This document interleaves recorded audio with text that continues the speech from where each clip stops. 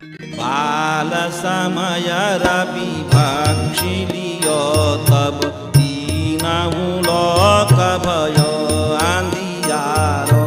बाईस त्रास भयो जग को यह संकट काहू सो जातन तारो।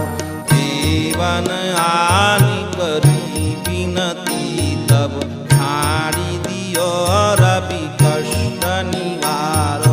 वो नहीं जानत है जग में कभी संकट मोचन नाम तिहारो।